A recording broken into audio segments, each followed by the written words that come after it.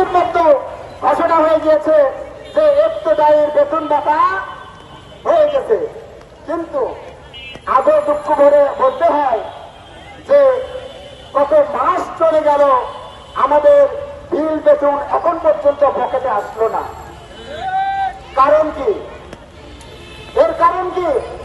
যে বিল বেতন না দেওয়ার কারণ কি? আমরা শিক্ষক নই, আমরা এদেশের নাগরিক নই। যদি নাগরিক যদি নাই হয় তাহলে আমাদেরকে এই দেশটাকে ব্যবস্থা করুন, অন্য দেশে বলা যায়।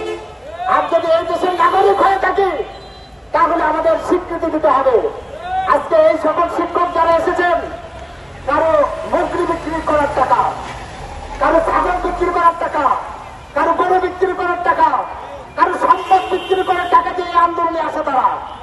আজকে তারা জমি বিক্রি করতে করতে, সম্পদ বিক্রি করতে করতে তারা নিঃশেষ হয়ে গিয়েছে।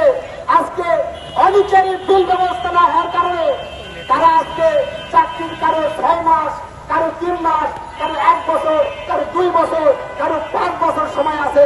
জীবনের শেষ সময় তাদের আজকের দিনে অনেকের চাকরির সম্ভবত ম্যাচ শেষ হয়ে যেতে পারে।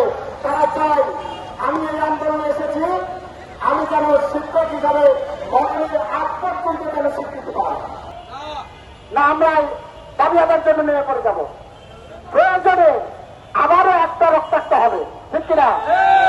আমরা মনে করি যারা শিক্ষক বাড়ি থেকে এসেছেন তারা তাদের বিবির কাছ থেকে বিদায় নিয়ে এসেছেন, তারা তাদের মায়ের কাছ থেকে বিদায় নিয়ে এসেছেন, তারা তাদের ফ্যামিলির কাছ থেকে বিদায় নিয়ে এসেছেন এবং প্রত্যেকটা জায়গাতে তারা বলেছে আমরা যাচ্ছি, এই যাওয়াটা আমার শেষ যাওয়া, এই আন্দোলনটা আমাদের শেষ আন্দোলন।